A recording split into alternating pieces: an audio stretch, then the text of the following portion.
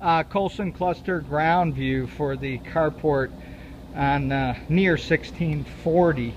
What we have is this tongue and groove V-groove siding that was used over here. What we're finding, or they're finding, is that the bottoms of this is absorbing water and going bad. You can see right here, I do not want to pull it apart, but this is very, very rotted and very, very bad. And you can see all the ants here too that are running up through here, and that's why this moisture just starts getting in here. And I've noticed as I walk around and look, it's way worse on the sidewalk sides because the water splashes and gets up behind that. So there's a couple important things here that need to be done. One is we need to keep the water from getting to the bottom edge of any of these boards. And that can be done in a couple of different ways, but from about 3 to 4 inches up and the rest of the way, this siding is solid. It really doesn't need to be replaced. So there's a couple of options that could be done to try to replace this. And one is where we just come up as far as we need to come up, all the way across, determine that, chalk a line, and cut it off. And then take a board that runs this way, the length of the bottom of the carport that butts up to the bottom of these, so it wouldn't overlap it per se, it would butt up to the bottom of it. And then that seam could either be sealed and painted.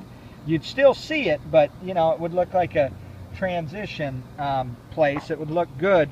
Or the other option would be where we cut into this wood, cut into it all the way across and fabricate a piece of flashing that goes into the wood and comes down over the board. And then that seam where that cuts into the wood and goes into that would need to be caulked. So what I'm going to do is I'm going to propose a price for the entire unit here on the carport near 1640. And then what we can do is break that down and do a cost per foot for any other carports because they're different sizes. There's a couple different sizes in here.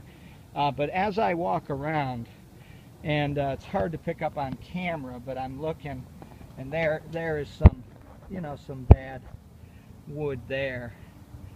But all in all, there's no more than 3 or 4 inches high of deterioration on any of this wood, and that would take care of the problem. The other thing that you could do would be to cut a line the same way and put this same wood in and have a seam all the way along there.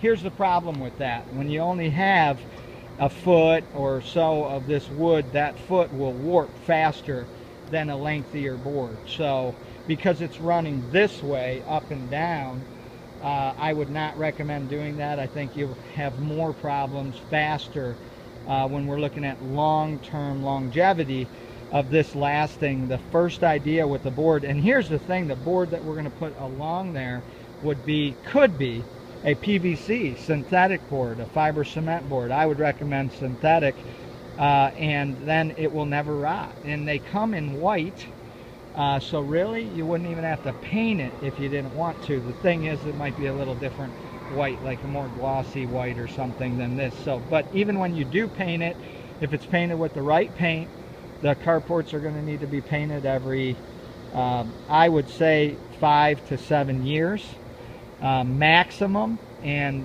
depending on the quality of paint that you use nowadays, there's some high quality paint that lasts if applied correctly, and this would resolve the issue. If you are interested in replacing all the siding, that would be very costly.